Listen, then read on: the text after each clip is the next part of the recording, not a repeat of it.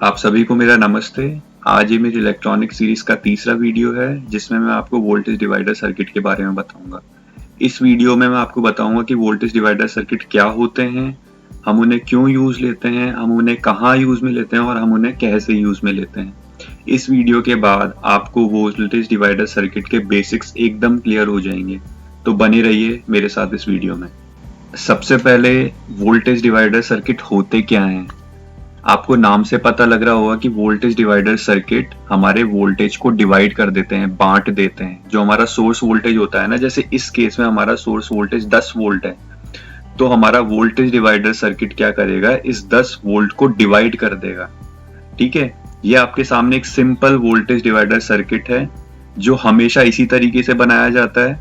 बस ये जो रजिस्टर्स की वैल्यू होती है ये चेंज हो जाती है, मैं आपको वो बताऊंगा आगे। मगर सिंपल अभी आपको ये जानना है कि वोल्टेज डिवाइडर सर्किट जो हमारा पावर सोर्स होता है, जो हमारा पावर सोर्स पे जो वोल्टेज सप्लाई होता है उसको डिवाइड करने का, बांटने का काम करता है। और ये बहुत यूजफुल सर्किट है। अगर आप इलेक्ट्रॉनिक इंडस्ट्री में काम करते हैं तो आपने इस सर्किट को बहुत बार देखा होगा, और अगर आप इंजीनियरिंग स्टूडेंट हैं तो आपने तब भी ये सर्किट देखा होगा और आपके ये बहुत ज्यादा काम आता है। एज ए प्रोफेशनल मैं बहुत ज्यादा वोल्टेज डिवाइडर सर्किट को यूज करता हूँ मेरे सर्किट डिजाइनिंग में। जब आप वोल्टेज डिवाइडर सर्किट डिजाइन करते हैं तो आपके पास तीन सबसे इंपॉर्टेंट चीज क्या होती है। एक आपके पास पावर सप्लाई होता है, जैसे हमारे केस में 10 वोल्ट डीसी है। उसके बाद आपके पास दो रजिस्टर्स होते हैं। हम दो रजिस्टर्स क्यों यूज करते हैं, जैसे अगर हम यहाँ से लेकर चलते हैं, ये हमारी पावर सप्लाई है, तो इस नोड पे हमारा 10 वोल्ट होगा, इस नोड पे भी 10 वोल्ट होगा क्योंकि ये कॉमन नोड है। उसके बाद ये जो R1 रजिस्टर है इसके अक्रॉस कुछ वोल्टेज ड्रॉप होगा। अगर आप किरचॉफ वोल्टेज लॉ जानते हैं तो अगर दो रजिस्टर सीरीज में उठते हैं तो उनके अक्रॉस वोल्टेज ड्रॉप होता है। तो इस रजिस्टर के अक्रॉस कुछ वोल्टेज ड्रॉप होगा, फिर इस रजिस्टर के अक्रॉस कुछ वोल्टेज ड्रॉप होगा, फिर हमारा यहाँ पे 0 वोल्ट पोटेंशियल होगा। तो जो पोटेंशियल डिफरेंस है इन दो पॉइंट्स के बीच में वो 10 वोल्ट होगा।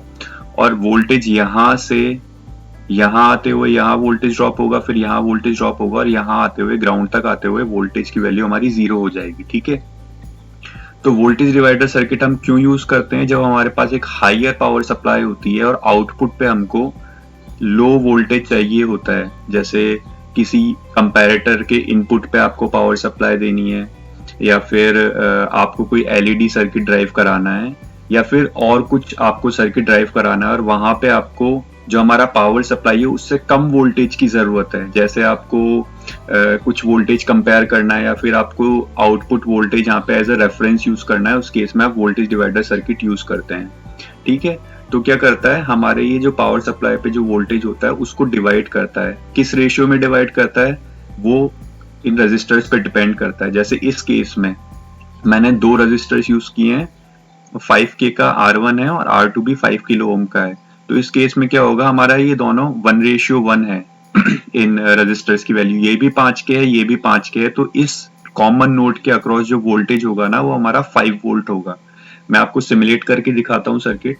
एलटी स्पाइस का ये बहुत अच्छा फायदा, आप सर्किट को सिमुलेट भी करते हैं हाथ की हाथ। देखिए मैंने यहाँ पे रन किया।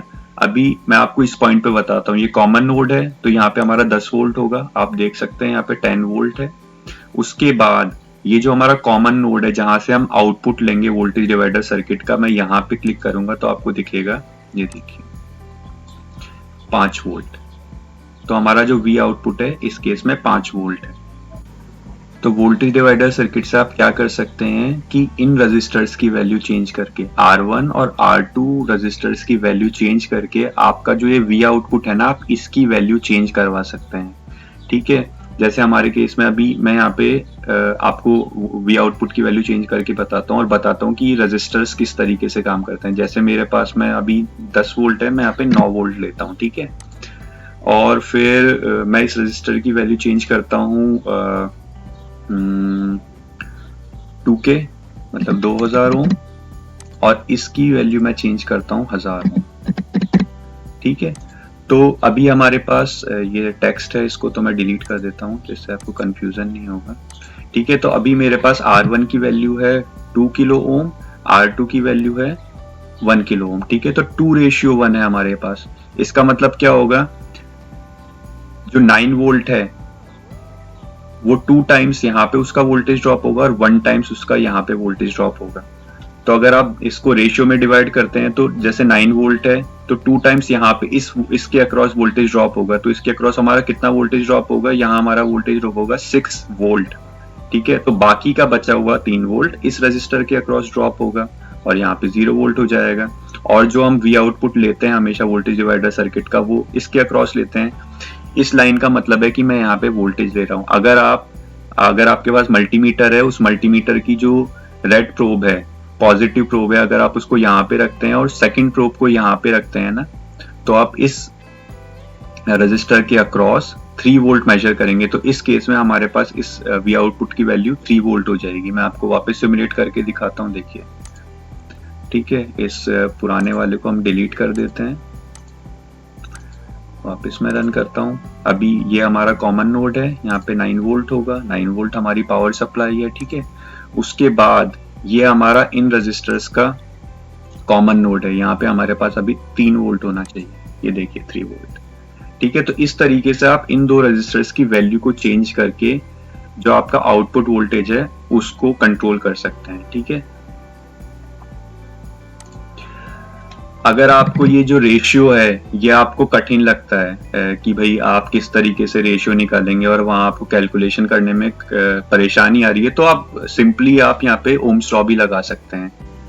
मैं जनरली क्या करता हूँ, सर्किट डिजाइन करते टाइम जो वैल्यूज होती है ना इन रजिस्टर्स की, वो मैं हाई वैल्यूज लेता हूँ, मतलब किलो ओम्स में लेता हूँ। मगर वो आपका डिपेंड करता है कि आपको जो आपका वी आउटपुट है यहाँ पे कितने करंट की रिक्वायरमेंट है। अगर जैसे आपको कोई एलईडी सर्किट ग्लो करवानी है तो आपको मिनिमम वहाँ पे 20 मिली एम्प्स की जरूरत होगी, तो उसके अकॉर्डिंग आपको यहाँ पे इन रजिस्टर्स की वैल्यू लेनी होगी। मगर जैसे आपको किसी ऑपरेशनल एम्पलीफायर है, उसके इनपुट पे आपको ये V output as a reference voltage provide कराना है, तो उस केस में आपको बहुत कम करंट की रिक्वायरमेंट है, मतलब आपको वहाँ पे वोल्टेज की जरूरत है, तो उस केस में आप हाई वैल्यूज ले सकते हैं। जैसे अभी मैंने यहाँ पे 2 किलो ओम और 1 किलो ओम ले रखा है, तो इसको मैं 200 ओम ले सकता हूँ यहाँ पे और 100 ओम ले सकता हूँ। तो जो वी आउटपुट की वैल्यू होगी वो 3 वोल्ट ही होगी, मगर उस केस में जो करंट फ्लो होगा वो ज्यादा फ्लो होगा। क्यों? क्योंकि हमने रजिस्टर्स की वैल्यू घटा दी है।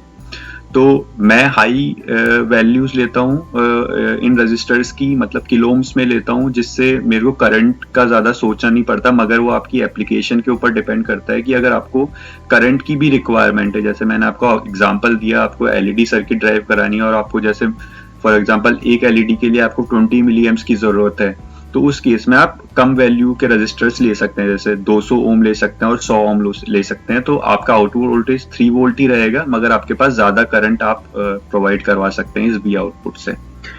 ठीक है, तो यहाँ पे हमने देखा कि हम किस तरीके से हमारा वी आउटपुट इन रजिस्टर्स की हेल्प से कैलकुलेट कर सकते हैं। मैं आपको एक और तरीका बताता हूँ, अगर आपको इस रेशियो में कंफ्यूजन हो रहा है तो आप किस तरीके से वैल्यू कैलकुलेट करते हैं। तो हम ऐसा करते हैं, देखो इनिशियली मैं इसकी वैल्यू हटा देता हूं, मैं आपको बिल्कुल शुरू से बताऊंगा कि किस तरीके से हम इन रजिस्टर्स की वैल्यू कैलकुलेट करते हैं। जैसे हमारे पास यहाँ पे मैं इसको 24 वोल्ट कर लेता हूं, तो कैलकुलेशन करने में इजी होगा। 24 वोल्ट है हमारा यहाँ पे। ठीक है, 24 वोल्ट लिया मैंने पावर सोर्स। अब हमको जैसे आउटपुट वोल्टेज हमको चाहिए 12 वोल्ट। अब जैसे आपको पता है कि आपको वी आउटपुट पे कितनी वोल्टेज की रिक्वायरमेंट है, जैसे 12 वोल्ट आपको वी आउटपुट पे चाहिए। आपका पावर सोर्स हमारा कितना है, 24 वोल्ट का है। तो अगर आपको किरचॉफ्स वोल्टेज लॉ अगर आपके ध्यान में, तो ये सिंपल है, यहाँ पे हम आधा कर रहे हैं इसको, तो आप यहाँ पे ये 1:1 है, तो आप यहाँ पे जैसे 10 किलो ओम R1 की वैल्यू ले सकते हैं और R2 की वैल्यू भी 10 किलो ओम ले सकते हैं, तो आपका जो आउटपुट आएगा वो सिंपल 12 वोल्ट आ जाएगा। मगर अगर आपको इस रेशियो वाले में कंफ्यूजन हो रहा है तो मैं आपको दूसरा तरीका भी बताता हूँ। देखो जैसे आपके पास यहाँ 24 वोल्ट है, आप R1 की वैल्यू फॉर एग्जांपल अज्यूम कर लेते हैं हम कि 10 किलो ओम है, मतलब 10,000 ओम। ठीक है, अब आपको वैल्यू निकालनी है R2 की। ठीक है, तो आप R2 के अक्रॉस क्या करेंगे, R2 के अक्रॉस आप क्या करेंगे, यहाँ पे ओम्स लॉ लगाएंगे। मैं आपको नोटपैड खोल लेता हूँ जिससे आपको इजी होगा समझने में। ठीक है, अब देखिए R2 के अक्रॉस हम ओम्स लॉ लगाएंगे। ओम्स लॉ क्या होता है, V is equals to I R। ठीक है, हमको वोल्टेज निकालना है इसके अक्रॉस, तो हम इसको बोल सकते हैं V आउट। ठीक है, ये हमारा जो वी आउट है ये is equals to I R. I क्या है, जो इस पूरे सर्किट में करंट फ्लो हो रहा है आई, तो ये कॉमन रहेगा, ठीक है। और आर इस केस में क्या है, R2, क्योंकि हम जो ओम्स लॉ लगा रहे हैं वो R2 के अक्रॉस लगा रहे हैं। तो क्या हो जाएगा, V out is equals to I R2, I common रहेगा क्योंकि इस पूरे सर्किट में आई ही फ्लो हो रहा है, ठीक है। तो हम इसको ऐसे भी लिख सकते हैं, V output is equals to, I को हम क्या लिख सकते हैं, I is equals to V upon R. तो हमारा क्योंकि आई कॉमन है पूरे सर्किट में, आई हमारा कॉमन है, तो हम v अपॉन आर करेंगे तो हम लेंगे ये वाला वोल्टेज जो हमारा V1 वोल्टेज है, ठीक है। तो V1 divided by R into R2, ठीक है। फिर वापस V out is equals to क्या हो जाएगा, V1 कितना है हमारा 24 वोल्ट डिवाइडेड बाय R। अब R यहाँ पे क्या होगा, टोटल रेजिस्टेंस हमारे सर्किट का। तो हमारा टोटल रेजिस्टेंस इस सर्किट का कितना है, R1 प्लस R2। तो ये डिवाइडेड बाय कितना हो जाएगा, R1 प्लस R2 ब्रैकेट और पूरा इसको इनटू R2, ठीक है। तो इसको अगर आप कैलकुलेट करेंगे ना, तो फाइनल जो आपकी R2 की वैल्यू निकल के आएगी ना, R2 की वैल्यू आपकी निकल के आएगी 10,000 ओम। इस तरीके से अगर आपको इस रेशियो वाले में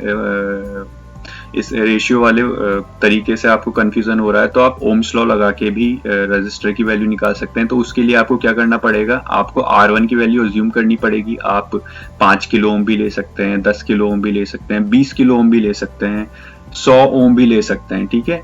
तो आप R1 की वैल्यू इनिशियली अज्यूम कर लीजिए, फिर R2 के अक्रॉस आप ओम्स लॉ लगाइए इस तरीके से, V out is equals to I R2, और उससे आप R2 की वैल्यू निकाल लेंगे, ठीक है। तो अब जैसे हमने यहाँ पे R2 की वैल्यू निकाली है 10 किलो ओम, तो मैं 10 किलो ओम की वैल्यू यहाँ पे पुट करता हूँ, ठीक है। और फिर अब मैं सर्किट को रन कराऊंगा तो मेरे यहाँ पे 12 वोल्ट होना चाहिए, ठीक है। मैं पहले वाले को डिलीट कर देता हूँ जिससे आपको कंफ्यूजन नहीं होगा, ठीक है। तो ये हमारा कॉमन नोड है, यहाँ 24 वोल्ट होगा और हमको V आउट की वैल्यू 12 वोल्ट होनी चाहिए हमने। तो ये देखिए 12 वोल्ट है इसकी वैल्यू, V आउट की वैल्यू 12 वोल्ट आई है हमारे। इसके बाद जो लास्ट सवाल होता है वो ये होता है कि वोल्टेज डिवाइडर सर्किट हम कहाँ यूज करते हैं। तो आपको मैंने वीडियो के स्टार्टिंग में ही बताया था, वोल्टेज डिवाइडर सर्किट आप वहां यूज करते हैं जहां आपके पास जो पावर सोर्स है वो हाई वोल्टेज होता है और आपको लो वोल्टेज की रिक्वायरमेंट है, ठीक है। तो जैसे आपको कोई एलईडी सर्किट ड्राइव करानी है, या फिर आपको ये V output as a reference voltage use करना है, या फिर आपको जैसे कंपैरेटर के इनपुट पे एक वोल्टेज यूज करना है एज अ रेफरेंस वोल्टेज, या फिर आपको कोई डीसी रेगुलेटर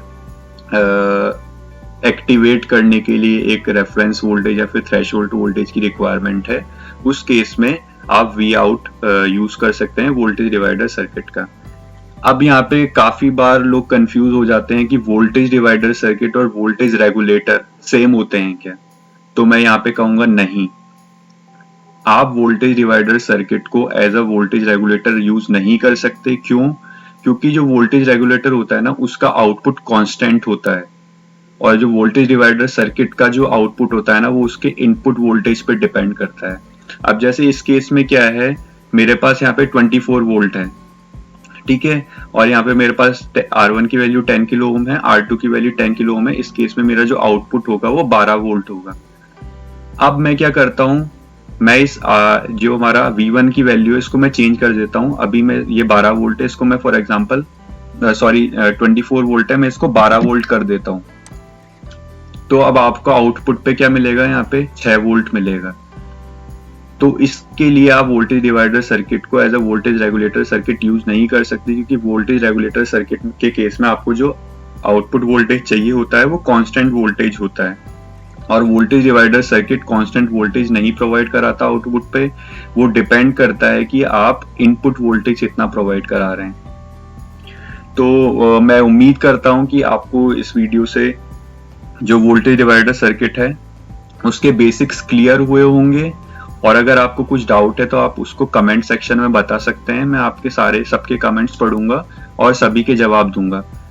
तो उम्मीद करता हूँ आपको कुछ समझ आया होगा। मैं आपको एक बार वापस रिवाइज करवा देता हूँ फटाफट, ठीक है। वोल्टेज डिवाइडर सर्किट क्या होते हैं? वोल्टेज डिवाइडर सर्किट वोल्टेज को डिवाइड करने का काम करते हैं। वो वोल्टेज को कौन से वोल्टेज को डिवाइड करने का काम करते हैं? जो हमारा इनपुट वोल्टेज होता है उसको डिवाइड करने का काम करते हैं। अब हम इनपुट वोल्टेज को किस तरीके से डिवाइड कराते हैं? तो वो इन रजिस्टर्स की हेल्प से। इन रजिस्टर का जो रेशियो होता है उस रेशियो से हम आउटपुट वोल्टेज निकालते हैं। तो इस इनपुट वोल्टेज को हम डिवाइड कर देते हैं, ठीक है, इस रेशियो के अकॉर्डिंग। तीसरी चीज, वोल्टेज डिवाइडर सर्किट हम क्यों यूज करते हैं? जब हमें कम आउटपुट वोल्टेज की रिक्वायरमेंट है इनपुट वोल्टेज से, तो हम वोल्टेज डिवाइडर सर्किट यूज करते हैं। और कहाँ यूज करते हैं? आपको जैसे कहीं पे V output as a reference voltage use करना है, किसी कंपैरेटर के इनपुट पे यूज करना है, किसी ऑपरेशनल एम्पलीफायर के इनपुट पे यूज करना है, या फिर आपको कोई थ्रेशोल्ड वोल्टेज यूज करना है किसी डीसी कन्वर्टर को ऑपरेट करवाने के लिए, एक्टिवेट करवाने के लिए, तो वहां पे आप वोल्टेज डिवाइडर सर्किट यूज कर सकते हैं।